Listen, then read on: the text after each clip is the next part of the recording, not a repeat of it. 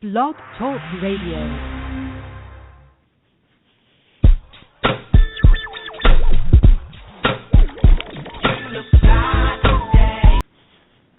Hey guys, this is Those Guys. I'm your host, Matt Marrero, along with your other host, who is jamming to the music in his head, Satish Ram. Yes, I think I want to make it a thing so that we play music whenever we do Mike Tyson Mysteries that isn't the opening, right? And we can kind of just, and also in my head, I thought it would be really funny because looking over the music that we have here at our studio, it really, it made me chuckle because I just imagined Mike Tyson, Marcel, and either his daughter or the pigeon doing the Too Cool dance. If anyone knows older WWE at the time of WWF. Do we still not have our hands on Ain't Got No Time for Bird Sex, Gotta Fly? If you wish, we can play that as our outro. Do we have? I need your help on that. Do we have to? Yeah, all right. So let's see what I can do. I assume we can get our hands on that because of, how long it's been since the episode was out. We're currently at episode 5, so that's about a month and a week. So yeah, 5 relatively good episodes. I'd argue that Mike Tyson was pretty weak compared to the rest, but Astronauts and Is Magic Real carried the momentum that I felt off the first 2 episodes that made me think that the show was really, really, really good. Yeah, and it's weird because Mike Tyson in no way had it's not even, I think it was just wasn't as filled with as many jokes as the other ones were, but in a way where they were just so, it was done so well. And then also, and I know it might just be personal preference, but a lot of the rape jokes, and it's weird too because someone could say to me, but that's just typical Adult Swim humor. Some people can laugh at that. Why aren't you one of them? Blah blah blah. And I'll say, well, look, I think it's also because of the fact that the first 4 episodes did not have that. The humor in Mike Tyson didn't exactly appeal to me as much, and I watched them out of order because sitting down to watch Mike Tyson, I was kind of worried. Where I was like, no, is this what the show has become? And then I put on Is Magic Real, and I was like, nope, we're good. They were fine. Yeah. His Magic Reel was hilarious. Well, now you can be worried because of the fact that it is the newest episode. Order, Mike Tyson. But, it's just something where, not everything is a winner. And I'm sure there was some humor in there for some people. Because, it's not like I didn't chuckle at some of the stuff, like the whole, Evander Holyfield about the mic bites. And I'm like, damn it. Also, I have to admit, we'll get to it later, but the idea that it's just, not the word date rape is funny, but the idea of, what am I going to be abducted? I think that would have been funnier. And he just wakes up, I've been abducted. Yeah, it was a weird thing, date rape, and then the whole, I tried to put a roofie in Young Hees, and I'm like, damn it, I don't like that. Yeah, and also, no, and it's weird because just like other shows do as of late, it's the humor in a way where it's like, oh, you said that before, and now you have the roofie, so it's like it's connecting, but it's not that, but it's that weird thing where it's just, oh, so it does connect into a later plot, but it's not that we needed that. Yeah, it if he just pulled out a continuity. roofie. Yeah, it didn't need continuity, especially for, a show like this, where it's just, though I will admit, there is some nice continuity with the pigeon and how he became a pigeon, but we'll get to that later. Yeah, no, there's some stuff, the humor is, I think there was a lot of jokes in Mike Tyson, just not all of them, resonated with me, compared to something like Astronauts, where I was sobbing. Or Is Magic Real? Yeah, I think Astronauts may have been my favorite one to date because I laughed so hard I nearly cried at the whole Mike's logic when going into the spaceship. Just, I can't let you go on there because then I'm going to kill you because you'll be an astronaut. He's like, Michael, we cannot get on the... He's like, well, actually, since you're already dead, I can't kill you again. So you can come up with me. Michael, none of us can pilot the rocket. What I think is great, and before we continue, I'd like to say, if any of you want to talk to us about this show, please do, the number being 718-664-9468. I assume you can see this, if you're listening to us through Blog Talk Radio, but just in case, that is the number to call in. That's always the number to call in. If you want to talk to us about this show, when we're on a specific episode that you find enjoyable, or if you just want to call in and say the entire show, you just love it, or even hate it. The number again, 718-664-9468. And Satish, tell them what else they can do with our number. Well, if you want to call in and say that you dislike the show, I can tell you why you're wrong. But if you just want to call in to listen, find an alternate way to listen because your computer, your internet's compromised, it may have been blown up because it was the anonymous general manager of Raw and I may have broken it, you can call or it was the Hoover Dam. It was near the Hoover Dam. It may have been near the Hoover Dam, or it may have been Dr. Friedman's. So 718-664-9468 is our call-in number, not only to get on the show, but it's always an alternate way to listen in case your internet's compromised. Right. And you do that, by the way, if you press 1, because sometimes the lady will say, hey, press 1 to talk to the host. That will be us knowing that, yeah, you want to talk to us. But if you don't press 1, you'll just be sitting there. And we'll know, and we won't put you on. We'll let you listen. And if at any point in the show you want to talk to us, you push 1, you listen, and then when we're done, we say, hey, we'll let you go, caller. You say, I want to be put back in the listener section, and we'll put you back in. But we'll know. We'll know if you're listening. So anyway. Right. So the first episode being Astronauts, it was a delight. You told me about it beforehand, but it was a delight to watch. Like, I'm watching this, dude, and it's just, everything about it was just wonderful. This is what I mean. Like, you could have written a show in terms of humor without anything that was, like, date rapey or anything like that, and it would still be A+. And this episode was downright fucking hilarious. Yes.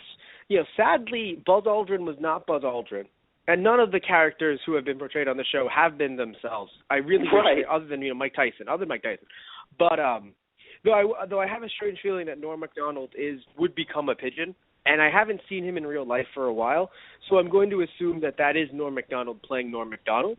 I'm okay with that, actually. If he turns into human form and he looks like Norm Macdonald, I may just laugh my ass off. I would laugh so hard. Because he's got such a recognizable voice that I'm really glad. But in any case, Astronauts was fucking hilarious. And beginning to end.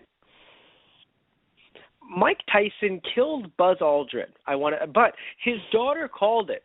I think it's funny because I want to say that's one of the funniest parts of the episode, but then the entire episode happened.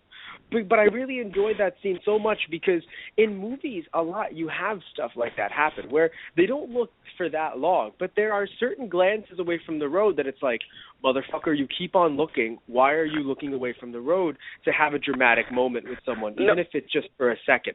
And I loved it so much because it's just like, Dad, you should look at the road. Dad, keep your eyes on the road. Dad, please keep your eyes on the road. Sir, can you stop talking to my father? Just like this. It's like, God damn it. The little side conversations were great. And then, of course, apparently, by the way, is that plot? Like, was this episode plot? I would argue none of the episodes are plot, which is why, which is weird because that's why we have to say that, Might Bite is weak because none of the episodes so far have been true plot.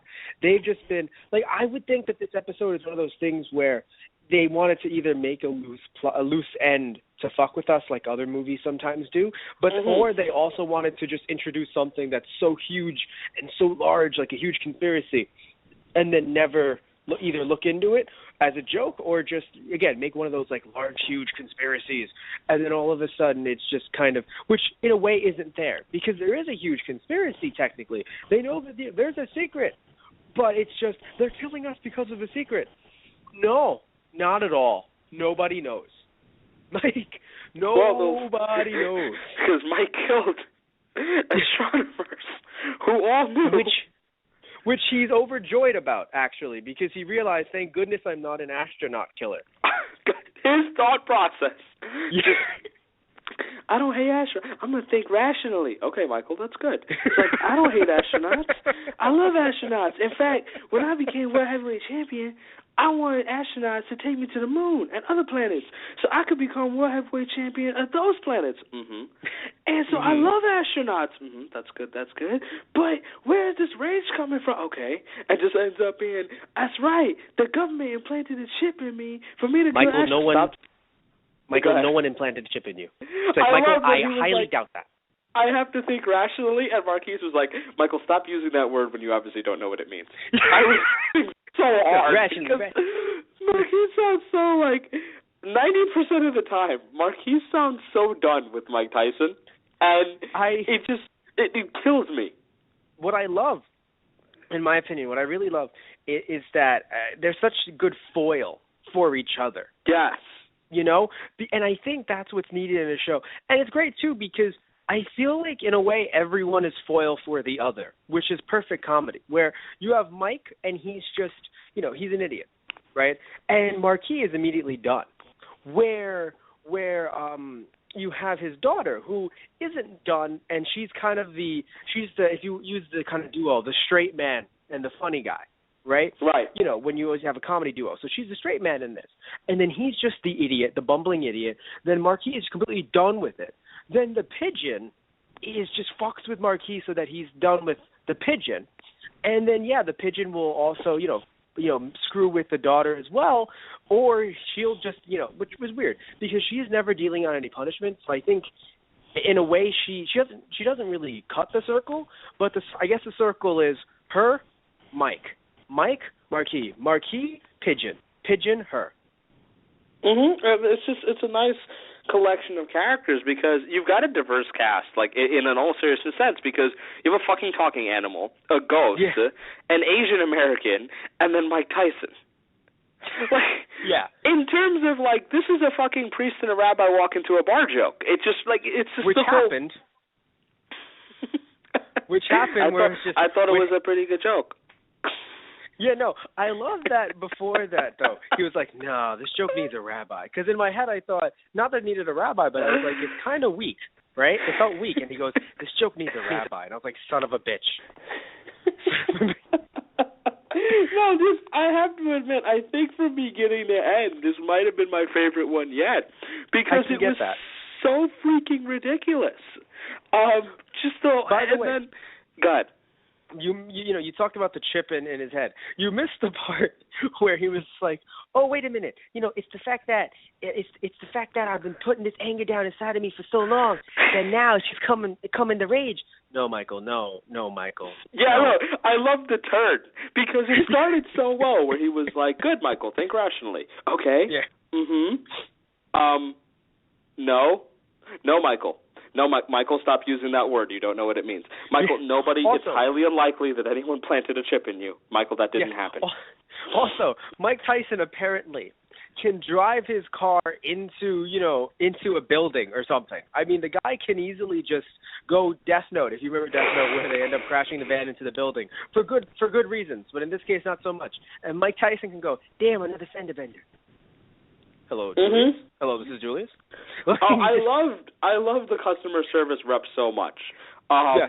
One of my favorite things of the episode was, again, please don't admit liability until these cases are settled. Which I love because, in a way, it's like, I don't know if they would do that for you and I, but it's kind of funny how either they do it for Mike Tyson or because he clearly knows Mike.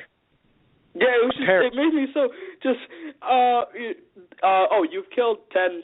you've killed 10 people in the past year or so. That may affect your premium. They've all been astronauts, although that won't affect your premium. I was like, that had to be included, right? It was just one of those lines. I was like, that was good. That was good humor. Yeah. Oh, man. And also, I love just the whole, this was a fun joke, I think, where it's just, the idea of an older gentleman going, and if Elton John tries anything on me, I'll knock him out. I really doubt he's your type. Right? Like, I really, that was fun because that made me just sit there and go, you know what? Because it felt something like that could actually, I guess, happen in the range of, this person here, this person there. It felt like it worked well as a mix, you know? And, of course, that was also drowned out, I think, by a lot of other really funny shit where Might Bite, Might Bites. It's Mike Tyson. Oh, right, Mike Tyson. I think that's the name of the episode. Damn it, Mike Tyson. It felt like, it was two jokes in, well, not even two jokes. Like, it felt like there was a long sequence with the pigeon and the daughter, and then later on, it was the pigeon talking to himself, and then even later, the pigeon jacking off, which isn't an issue, to porn, which isn't an issue, on her computer, which is kind of an issue, I guess, because of the jokes said previously. Yeah, it's a weird thing where it's like, I'm not usually the one to call on offensive stuff because I am generally okay with that. And it's weird because so I'm not sitting here like, it doesn't have a place because it's Adult Swim, and I know that's kind of like part of their MO. I just didn't like it. It just didn't resonate with me, which is cool. Also, the fact that, and I'm sorry to interrupt, the fact that, as we mentioned before, it's the fact that they weren't doing it before. Because if they started out with that, you would just accept it as a norm in this society, and you would go on because of all the other funny things throughout the episode.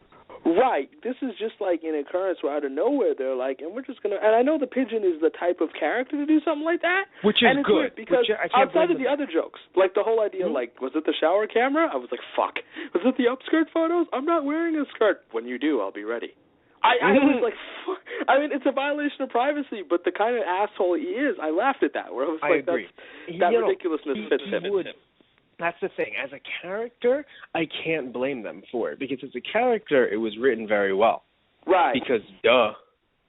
So I get that.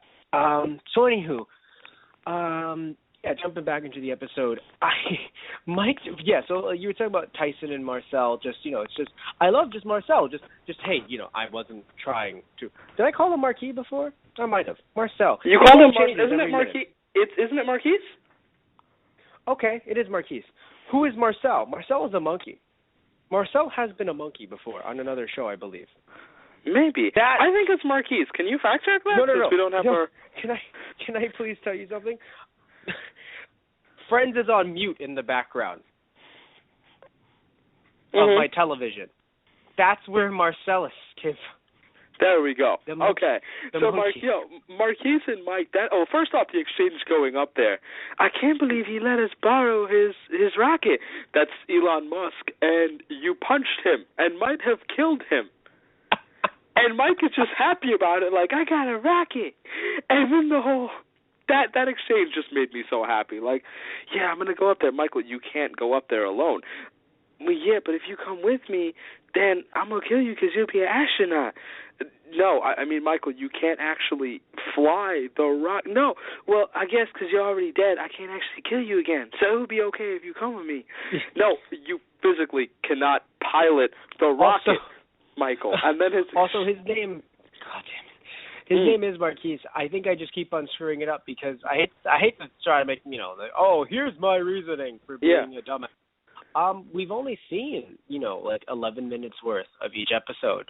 And, so it's very hard to kind of, because they usually, they mention their names, but it's actually very hard. Where for a while I was like, what is Pigeon's real name? And we just realized, no, it is Pigeon. It's just Pigeon. That's what they call him. Yeah. But that's what I'm saying. So it's weird. You know what I mean? The exchange, Matt, with his daughter was beautiful to me. Like, oh my God. If when I'm up there and I realize that I'm an astronaut and I kill myself and I lost it. I absolutely lost it. It took me a second, and then I realized what he just said, and I was like, that was fucking hilarious. That's the thing, very smartly written. Yeah, when I kill myself, I want you to carry on the business in my name and in my image. And he draws the tattoo crudely on her. Wait, that's the wrong side. Draws it again. You have the wrong face for this. Let me just fill it all in. Oh, you look like Dionne Warwick. That entire, 2-minute sequence, I was nearly tearing up by the end of it. That's the thing. This show is a show where, I am never a person who sits there and tries to, hide what I enjoy. Right? You know this, obviously. I mean, hell, we're doing, from what the shows that we've done on, which we'll discuss at the end, when we're promoting ourselves without any shame. Without any shame. What? Awesome. Shameless self-promotion. Awesome. Right. Oh. So, but anywho, so seriously though, with all the shows that we've done, you know that that's me. But this is really a show that I would recommend to people. Where I go, listen, it's going to be weird, but when you actually sit there and listen to these jokes, you sit there and go, wow, this is really fucking funny. It's just so smart in a stupid way. And I think it's fun to have humor like that, where you don't have to sit there and go, well, everything is a Pulitzer Prize. A Pulitzer or a Pulitzer? Everything is a Pulitzer Prize winner. Everything is just, is worthy of these certain awards and whatever. It's just, you can sit there and go, I mean, I think this is worthy of an award, not saying it's not, but in a way of the dignified award, where it's like, this award goes to the most life-changing show in America right now. You don't know, but it's just written so well. Yeah, like, I talked about this when I first tried to explain why I liked the show, and it was just a matter of, like, look, everything has its place. And there's a place for just really good comedy. And this show provides that. Like, just straight, really, and for 12 minutes, and give you some really hilarious shit. Because you look at something like Is Magic Real? Right after Astronauts. And, oh my God, the whole ridiculousness of that situation. Yeah, and so we'll get to that, but Mike's logic. But yeah. His logic is great. His logic is always wonderful. But I just love the idea, and I know you've brought up his, Marquise and Tyson twice. Yes. But I just want to really drive it home. The idea of Michael, that's not what I'm saying at all. And then he just keeps on going. Michael, he's on when Mike gets on his thing, Marquise just immediately is like, no. And Mike apparently just doesn't hear it because he's in his zone. It's funny. And it's funny because we know people like that. And not in like a bad way either. But we just know people that's like, once you're in your zone, it's just, it's just like, you just sit there, you're just like, poop, shit, breasts, butts. And they're just like, I know, I should go, and end up following my dream. Yep, not listening. It's like, no way did I say that at all. But you sit there, you're just like, I hate your whole family. Your whole family deserves to die in a fire. And right there, the person is just like, you know what? You're right. I should go here first before I follow my dream. But damn it, I'm almost there. And you're sitting there, you're just like, you're thinking, what offensive things can I say that he will immediately or she will immediately turn into? Because we don't know who this person is. Will immediately turn it into just an inspirational speech. Yeah, no, it's just that apparently is the dynamic for Marquise and Mike, and that's funny. That is fucking funny. Oh, yeah. And so Mike made it up to the moon. Yeah. And apparently, even on the moon, oh, man, fender bender. And he has service on the fucking moon. Yes. Well, because he can afford it. He can afford it. No, and I love great news. Thanks to our new classification system, you killed astronomers. Oh, Julius, does that mean I'm not an astronaut killing machine? No, if anything, it means you're an astronomer killing machine. Whoopee! Yeah, I'm an astronomer killing machine. No, don't admit any liability. Yeah, again, don't admit any liability until these cases are settled. I was like, fucking hell. And it was good fucking humor from beginning to end. It sucks because it was like, hey, look, I didn't kill him. Oh, man, I can't hear him.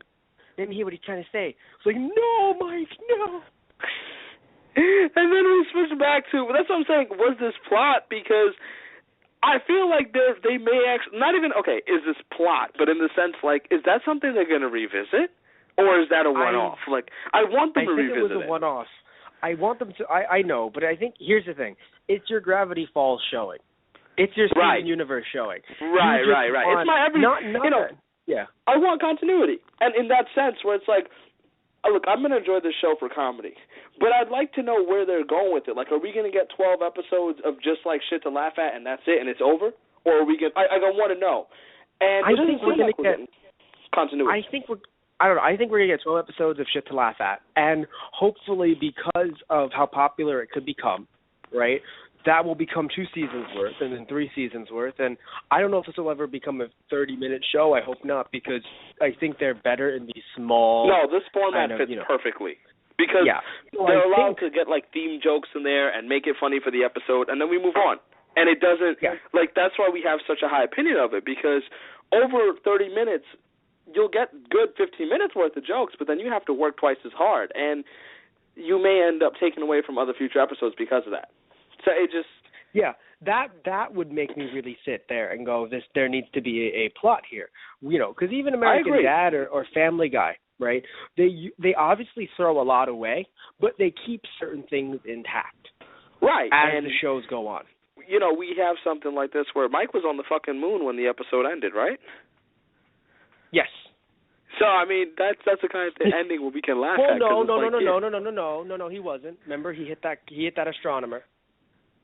Oh, no, he came back magically to kill another very easily. astronomer. Which I love the idea that they're just like, it's because we're being targeted. Nope, not even.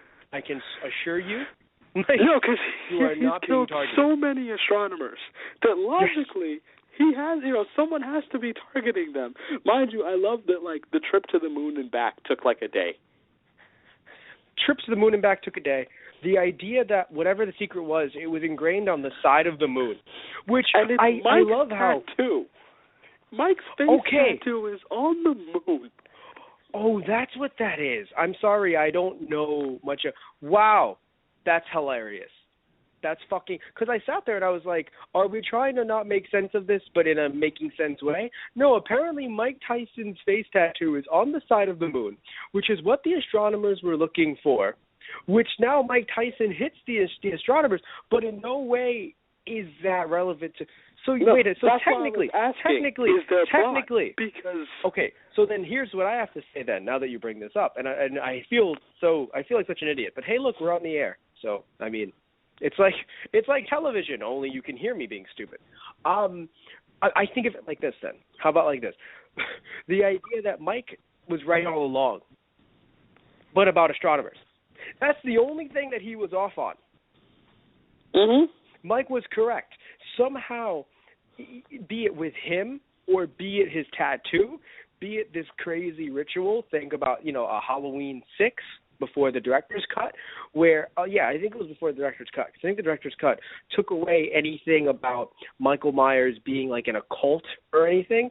But at one point, it was the idea that Michael Myers is coming, keeps on coming back and cannot die because he is basically the embodiment of rage. And the cult kind of put that energy into him. Mm-hmm. Or something. Yeah. So anyway, that was Mike Myers. So, Mike, yeah. So technically they could just be like, they could be trying to make something like that where it's just like, he knows the secret, and, or someone knows the secret, and they're trying to kill us, and Mike is doing it. By a complete accident, by the way. I don't know how Buzz Aldrin learned this, but he did call Mike Tyson. Well, he went to the moon. Which is weird. So he saw it. Yes, technically that is true. But he doesn't know how it connects. I don't know how it connects. And I think that's where it's like it was kind of like a joke where they'll never revisit it ever. But, yeah, like, it's like, where does it connect? They never revisit it. Because, haha. I really desperately want them to. It's showing. I can see it. Everyone, Satish watches Gravity Falls like a nerd, and I do too, because I'm a nerd. Watch Gravity Falls. I'll joke aside. It's really fucking good. Nerd. But no, moving on to, like, is magic real? Right. The fight or flight jokes throughout the episode made me fucking laugh so hard. Excuse me, fight or flight. Who studies biology. So do you know what the fight or flight response is, Matt? Yes, of course. The fight or flight response, right, which is either you put into a dangerous situation, you either fight or you run away. Right. Now, clearly, Mike Tyson took it as you fight while running. I loved it so much because he has obviously no understanding. And it was just, sorry, fight or flight, bam! And he went back and punched an elderly woman at one point. Sorry, fight, boom! I'm like, he also in the same episode nearly killed Chris Angel. I love that. No, is doing a disservice to children. No, but what I love is the idea that, all right, this Chris Angel guy is doing a disservice to children, and he's just, he's really just, I hate that my Mike Tyson sounds a bit like my Michael Jackson, but whatever. He's doing a disservice to children, and I really gotta show him who's boss. Punches him in the face. Stop abusing children. I just run up on his phone in the middle. I didn't even see it coming because he's like, I'm mad at him, and all of a sudden, stop abusing children. I'm like, Mike, what? And then what made it even better is that the people behind him in the parking garage was Chris Angel and his assistant, her girlfriend, trying to get him to the hospital. It didn't click to me. Yeah. That was Chris Angel and his assistant trying to get him to the hospital. And I was like, this is the most beautiful continuity that I have ever. So that's the thing. I think the show likes to do that continuity, and it's done it before. But in Mike Tyson, it just gets weird. But here it works very well because of apparently it was Chris Angel. I didn't notice that because I just saw in my head some goth kid who got punched in the face. It just I can't confirm, but that's the way I interpreted it because I thought that would be funny. No, because they would do that. I'm not going to take that away from you because that is smarter. That's some detective work, Satish. But seriously, that was wonderful, and oh my God! So such the idea of just well, come on, you gotta get to the hospital, then you gotta get there. Why are you? You've taken an hour. Mind you, that was just her. Exaggerating, but still at least 20 minutes. Though I would really laugh if he retold that story for a full hour. But I'm sure it was just 20 minutes. But still, 20 minutes of, I am behind you in this parking lot. I can only get through here in this lane. I need to take this person to the hospital, and you're just here. And I love Marquise. Just, Michael, they're honking. Michael, they're honking. You gotta get out. And also, by the way, the wizard drawing everything. Be like, actually, there's a whole note. Oh, man, it's like a fold-out. No, it was like a comic book. It was a comic, oh, man, it's like a comic book. It's a comic book, and he's like, I love that. He's like, how did I know that? That had to be magic. Actually, I drew it all out. Damn. Also, by the way, the foreshadowing that they do. Yes. Also, the idea that the pigeon was turned into a pigeon by a curse from his ex-wife, but no, magic is not real.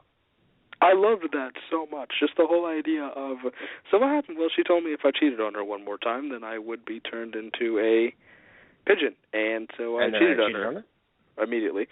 And I just oh my God. But I think that, over time I gradually would have transformed into a pigeon anyway. So. No, I like that he slowed down because he realized how stupid of a statement, but he kept on with it. Just I gradually thought that I would have turned into a pigeon evenily at some point. Also, since we brought up the idea of, of either, the date rape thing or whatever, again, in his character to kind of look into, we usually don't do this, but the show has gotten, a little tiny, not in any bad way, risque in the first two episodes. Because in this episode, he's looking at a woman who's getting, dressed, and it's just, don't close the curtains. And it fits him, and it's kind of funny because it's funny because of, not because of him looking into a woman's house, but the idea, and Family Guy does this a lot, which I love, gags within gags. Mm-hmm. Where you have, Brian and Lois talking about something. And then in the background, Stewie is trying to control Chris with mind control. Control him with mind control, yes. And the device goes haywire. So in the window, on the lawn, you just see Chris going nuts and destroying Stewie. That's hilarious to me, right? So in this case, it's in the background, or what looked like in the forefront, you see him looking into this woman's, house. But really what you're getting is, I cheated on my wife, and gradually, which also, again, paints him as a scumbag. So it's but I really thought in the end that I would be turned into a pigeon. So no magic. Magic is real. No, I don't believe magic is real. And it's damn it. So that I think is the joke in itself. It didn't really feel so in your face. I think right, kind of like Mike Tyson punching you in the face until Might Bite. That's what I'm calling it. Not Mike Tyson. Might Bites. Might Bites. I feel like that's a show in itself.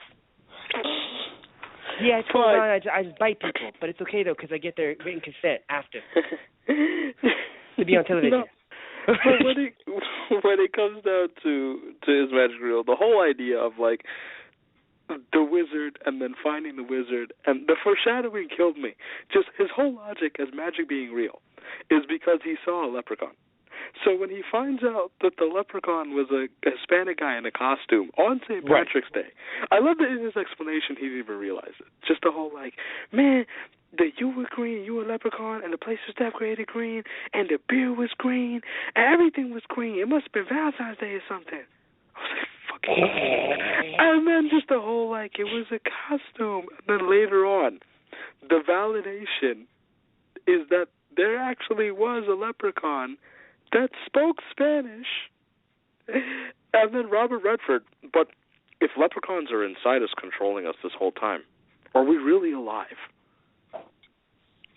So, Tish, I think we should make a film about you, and the film would be the film would be about a Guyanese man who has a leprechaun inside of him. I laughed so hard. I was Pigeon. Because Pigeon starts laughing, and the rest of them don't get it. It's like, honestly, Young, you should make that movie. Because I think there are a lot of people that would love to see a leprechaun inside an Asian American. No. An Asian woman with a leprechaun inside of her. Because the reason why I love that sentence most of all is because if you were pitching it to a bunch of people who wouldn't think that as their first thought, or we're trying to be like Robert Redford, where it's Sundance and all this stuff and independent films, it comes off to you as like a very, like a wow, like that's a deep thing to say, until you sit down and you really just dissect it. And you sit there and you're just like, actually, like there are people out there who use Asian as a fetish. Not, however you feel, but yeah, there are certain sites that are dedicated to just Asian fetish. And then leprechaun, in a way, being like how some people would consider, like, when they use the word rodeo clown or something, just something that's a bit, or donkey, something that's like out there in terms of, a sexual act, if you will. So it's just really funny when put together like that, where it's just, yes, an Asian woman. It's like an Asian woman with a leprechaun inside of her, and then Pigeon. And I was like, oh God. There was so much great humor there within the whole Robert Redford's ridiculous tirade about like the leprechauns inside of you, and then you have that whole specific one-liner. Oh my God, that was a good episode. Like that was just really funny. Yeah. Which was great, too, with the fact that Pigeon was just like, oh, yeah, so I promised him that he could sleep with my wife. Thought you were divorced. Well, I mean, it was really your daughter. What? I mean, come on. She's 18, so, I mean, Yeah, no, oh, man, I got to get through. She needs the experience. It was such a douchebag. Yeah. Line. And then I love that, like, he pops in. And in my head, it all made sense. And it's just, no, a film producer, which I think is a joke in itself, where it's just, no, a filmmaker is actually doing his best for the youth of America. It's funny because it was a situation where I felt like it was like one of those director like trying to sleep with the young actress thing. Yeah. And it was like a suspicious kind of moment, but it was just Jung being a genius wouldn't have fallen into that kind of stuff. So I thought it was funny because I thought she might have just like had a crush on him. I really didn't know what to make of it because it's just a matter of like, is she what?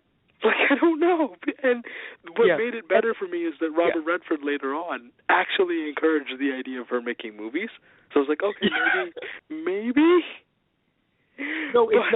But no, that's the thing. I think the joke was, like, okay, someone like you or I, right, we would be nice enough to be like, oh, I see potential in you, and I would like to, be your mentor or whatever. That's you or I. But when you look at people who look into the industry of Hollywood, all they really see, or at least make jokes about, is a lot of, casting couch jokes. Also hilarious with the fact that he was sitting on a couch, by the way. Yeah, that was a subtle thing. And then she's, of course, in this outfit that Robert has heroically given her because the whole Letterman jacket thing wasn't vegan. And that was bad. And it's just really funny because you just sit there and you go, damn it. So, yeah, you sit there, and I think by the end of it, you're really supposed to believe that Robert Redford is a great guy. In contrast to usually what they show. Yeah, I like these little subtle things because I don't think Might Bites had anyone, but no, they didn't have any celebrities in there, right? No. But each episode to date, I mean, the first one had Cormac McCarthy. The second one had the IBM guy, Thomas Watson. Right.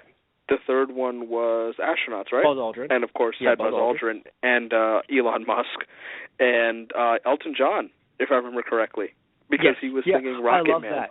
Yeah, just come up to the stage, and then in his head, damn, that asshole never showed up. Well, I mean, he was killed, so it's okay. But that's the thing. No, that's the thing. He doesn't know at the time, which is funny, I think. Right, he didn't know, which made me laugh because, nobody told Elton John. But and then in the fourth episode, of course, we had Chris Angel and Robert Redford. Right. Who was apparently a hell of a guy. Apparently a hell of a guy. Also, we didn't even talk about that night scene in the car. I think that was amazing. The art style and everything about the shading and everything. I'm a really huge fan of that. That they used it, and they only used it for a dramatic scene. I liked it. That was pretty much discarded. The whole wizarding thing? But it was funny, yes. Oh, yeah, it was great. I loved it. And, I thought it was awesome, and I was like, this is fun. This is what Mike Tyson thinks in. Yeah, also the idea that, I mean, yes, Marquise isn't magic, but it's such a good thing to point out, I think, that you're a fucking ghost. Well, I'm not magic. Okay, but you're a fucking ghost. Have an open mind. Right? Like, I love that, they kind of did that in a way where it's just, well, I mean, I'm not magic, no, and I've never really believed in it per se. It's just like, hey, dudes, you're a werewolf. Yeah. So how do you feel about vampires? Nah, man, that's just some movie shit. You're a werewolf right now. Yeah, I know, man. What? Yeah, I mean, you know that if he says rest in peace, insert name here, the ghost disappears. But no magic or nothing like that. No. And you also know a pigeon who used to be a human and was turned into a pigeon. Yes. Still nothing. Excuse me, fight or flight. That's my favorite thing, I think, also, ever. Excuse me, fight or flight. I believe in the magic of hard work. That's got to be like the most depressing thing ever. I was like, it was fun. It was really fun. Yes. Yeah, it was. And then apparently, yeah, like you said before, the Mexican guy is a leprechaun. Like a Mexican. I say Mexican because I don't want to pigeonhole, but the way he was drawn, I feel like he was drawn to look the way a person who is Mexican could look. And I say that because, myself being Hispanic, though I'm a very light-skinned Cuban, in my head, I thought myself being Mexican. No, myself being here's the thing, but I'm bringing up certain. I hate you so much. I'm bringing up certain. I am Hispanic, I am Puerto Rican, and I am also Cuban. Now, I have seen light-skinned as myself, Hispanics. I have seen dark-skinned Hispanics. I don't usually see, we don't usually see, if we see a darker Cuban, yes, but the shade that they drew him in didn't really stick to me as like he could have been, let's say, Cuban or Puerto Rican. Right. I mean, maybe it's just me. Definitely. I just want to put out it's a weird thing where I'm not the authority. That's not Mexican. So, of course, yeah, he's not the authority, but go on. I was just listening. I just like to put out that I'm Hispanic because, I mean, no one can see me, and I think even if they saw me, they wouldn't know. He still feels like he would judge Mexican. Why'd you stop, Matt? You come from an island where there is only a Mew. I appreciate that, because we're not even an island. That's why I always say it. Because apparently I am and I'm not Mexican in the same sentence. I'm Schrodinger's Mexican, apparently.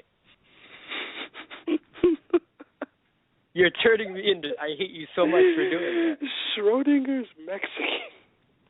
If we don't know... The amazing fucking physicist. If we don't know anything about Matt being Mexican or not, then he can and cannot be Mexican. Except for every single fucking time that I sit here. I want Schrodinger's Mexican. Which will probably get a shot, but for God's sakes, you just called yourself Schrodinger's Mexican. That's the kind of thing that will be on Mike Tyson's show. Because of you, I think that I had nothing to do with it. I had nothing to do with it. I was just doing my best pigeon imitation, and while You've no. Everyone here, gather your energy, gather your ears. Everyone here. You just experienced this in about like a 2-minute span. Imagine this almost every day. Almost. Sometimes he'll just not do it, but almost every day. The looming, just idea of is Satish going to call me Mexican today? Spoiler: the answer is usually no. As much as he likes to make it seem. No, recently it's been a no, but there was a time, man. Recently, as in like the last year, it's been like a no. I resent that. I resent that. You resent it because it's correct. So Mite Bites, how weird was that episode, eh? I enjoy, okay, no, but seriously though, I enjoy the fact that Pigeon has a lot of glaucoma. He has a lot of it. Okay, so the episode opens, and I'm like, Pigeon's smiling, it seems, and I'm like, why is he so happy? Why is he so happy? There has to be a fucking reason. And Jung is doing her thing, and Marquise is watering the fucking flowers. I'm like, there's some kind of, like, something. There's a drug in his coffee or something. And then just, the azaleas are, how's my pot? It's like, there it is. There it is. That's what it was. And just, you planted pot in my garden? Well, and it's so, medicinal. And it's so, like, but I love that when he points to it, it's just so out there. You know what I mean? Like, you planted pot in my garden? Well, they're not the azaleas, motherfucker. Like, yeah, I laugh because in my head it's like, Marquise, one of these things is not like the other. One of these things just doesn't belong here. And it's just like, you're smarter than that. And he sounded so surprised. Yes. Also, Marquise wants surgery. Made me laugh so much. He answered himself, too. Because everybody was like, what the fuck do we tell him? Yeah, like, but I have to admit, though, it was sad that Pigeon had to leave. It was funny, though, how he left, because it's just so stereotypical. It's like, without stupid ghosts and hotter Asians, I'm leaving! And then leaves. We mentioned before his joke with Mike Tyson's daughter, which was a mix between weird and then slightly funny. At certain like points, some was funny and some just didn't resonate with me, so it was like a 50-50 thing. Right, and then, and so he leaves, right? So he leaves. And then Marquise made a joke that I really loved. And I love this joke not because of the joke itself, but because of everything that surrounded it afterwards. Where it's just, well, at least I don't have to worry about getting molested. Well, I mean, I'm still here. Oh, God, that was really tasteless. Oh, no, I'm sorry. I didn't mean to. Oh, God, I'm sorry. And then later on in the background, what are you doing to yourself, Marquise? Just, you're funny. Just, why'd you go there? Is just questioning himself? Yeah, no, I loved it so much because it's, okay, minus a tasteless joke, I do that all the time. And I'm sure you do, too. I feel like we all do in a way. But I feel like so it made me sad because I was like, damn it, that's something I would do. Where I'm just like, why did I say that specifically? I could have probably said so many other things. Oh, God, this is going to keep me up all night long, isn't it? Oh, God. No, I mean, And then we get to Pigeon, right, where I think I said this earlier on the show where, if it was just the idea, not am I going to get date raped, but the idea of like, I'm going to get abducted, aren't I? Oh, like, yeah, right. Wakes up, I've been abducted. Apparently by science, by these, these people that test on live animals, which is a cruel thing to do, I feel. And then also it just turns into, oh, wait, no, never mind, activist here, rah, rah, and then destroys the lab.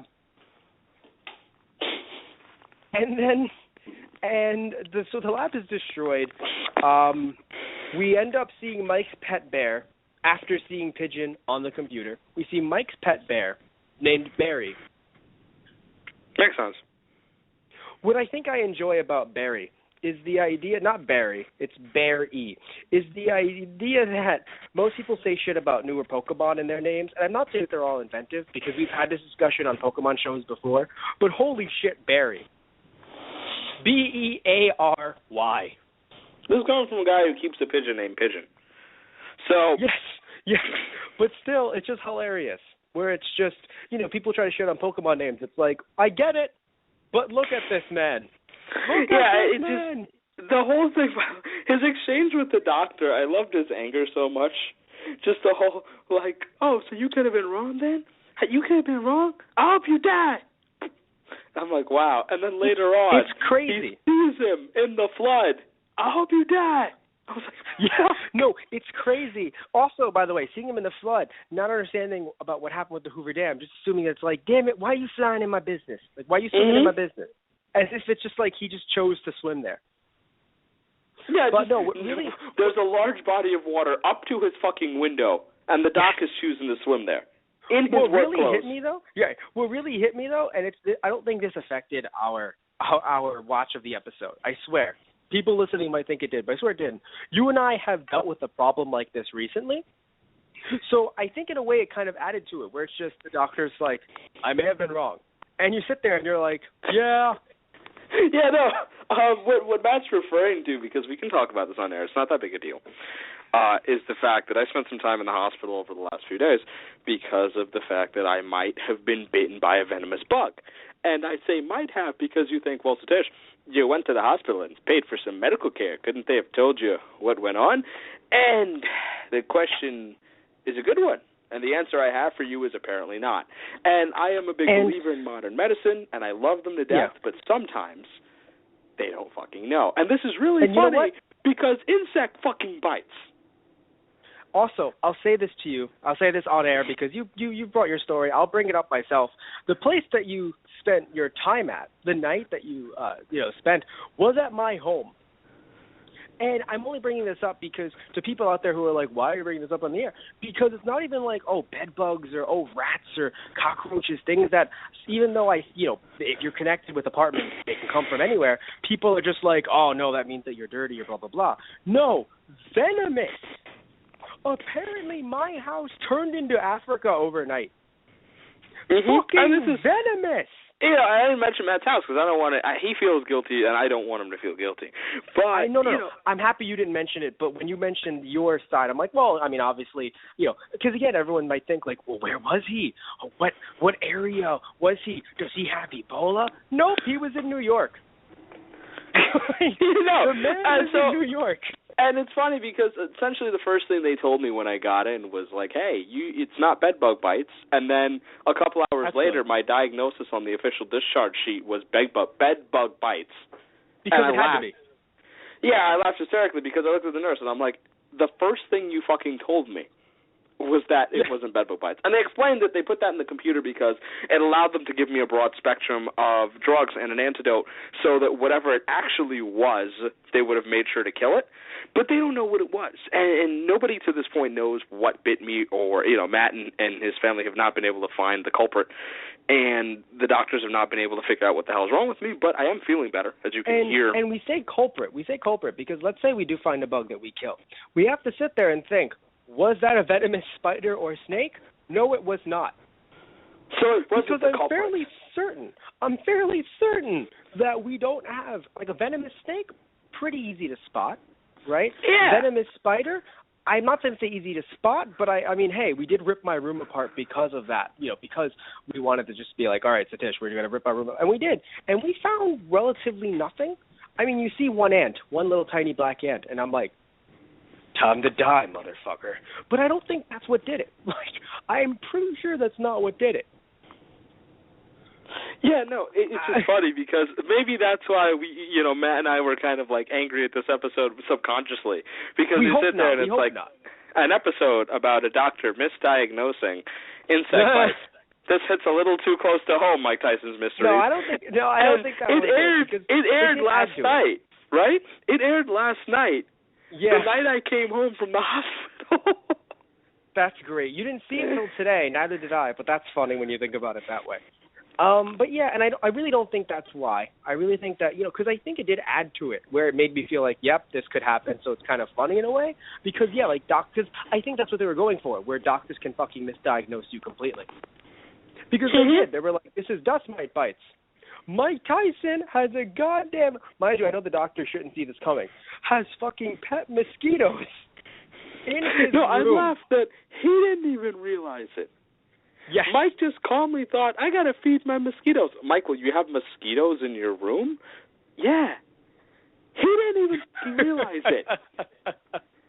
And I also love, one of the things that made me laugh when Marquise is encouraging him to, be honest with Pigeon. It's not like you need to leave because you might have mites. It's, you're a dirty, disgusting creature that carries insects, and I can't have you in my house. And it sucks because it was like, no, it sucks because Mike was like, I can't be honest with them. No, it's fine. You can be as honest as you can. But because Mike Tyson's a fucking child, right, it was either I have to lie about my grandmother who's coming home from World War I, by the way, where she got, whatever by Pigeon, versus, damn it, Pigeon, you disgusting and you terrible and want you out of my house. Yeah, I was just like, Mike has no middle ground. No. Which makes sense as a character. Yes, it does. Oh, God, it's terrible. But, so, sadly, we are at the end of our show. We had a very fun time. It was weird that we had to wait 3 weeks for this, but honestly, I do think this show does help out with that. We're usually, with Steven Universe, we try and wait 2 episodes because it helps us out with our hour shows. But even Steven Universe, I feel like there's more plot to talk about or more possible future storylines. There's no plot in this, and also you look at Mike Tyson, and we wouldn't have really. It's interesting that we planned it out this way because we wouldn't have really been happy to talk about Mike Tyson for a half hour. No, even if we turned the show from an hour to half an hour, no, it would have really turned into a what some consider a complaint fest. So we usually talk about when it comes to things like, not really women's rights for this show, but just the idea that it's like, also we'd be talking about the downhill effect where it's like, oh God, what if this show, it's going to go downhill from here? But for right now, we can just wait. We can just have some fun. We can just have some fun. And you look at things like Steven Universe. Yeah. Like, I didn't like Cheeseburger Backpack, and that was like episode 3. I love the show at this point. So I'm not saying it's going to have an amazing plot to turn it around, but I mean, look, everyone's allowed a stinker once in a while, and the first 4 episodes were like A+. So you give me that, and I'm going to give you more than a 1-episode lease of impressing me. Yes, and for some, hey, they might have loved this episode more than they loved any other episode, which is okay. The one thing that I have to say was great about this episode was that is that this episode, and this was, I think, the best part, where it's just, oh damn, that mystery, which I even forgot about. So it's just, was that mystery time sensitive? Hello, Mike Tyson, this mystery is time sensitive. Oh, we think that there is a bomb. My head that for some reason they think Mike Tyson for time sensitive mystery. Right. I think he's the only one out there solving them in this way, though. No, but in my head, okay, that wasn't a fucking mystery, Matt. Mike, there was a terrorist bomb in the Hoover Dam. Yeah. Like, okay, everything else I get, but apparently you don't think, let's contact the police. You think, I'm going to carrier pigeon Mike Tyson. Right. That is true. And then, of course, it exploded, and, that's how the episode ended. But anywho, so we're at the end of our show. We have to thank you guys for listening to those guys. And we had some fun. Hopefully you had some fun listening in, watching the episodes. If you haven't watched them yet, and you're kind of using this as a way to gauge whether you should or not, I hope it helped, because this show is really funny, and we really think you should watch it. Or at least give it a shot, for an episode or 4. So again, thank you guys for listening in. I'd just like to promote us just a bit, a little shameless promotion. We have ourselves a Tumblr where we post all of our older episodes and newer episodes called thoseguysonthe.radio.tumblr.com. That's mostly our main website. We have other social media accounts as well, though. We have our Facebook /ThoseGuysOnTheRadio, or you can search up Those Guys. Our Twitter @ThoseGuysRadio.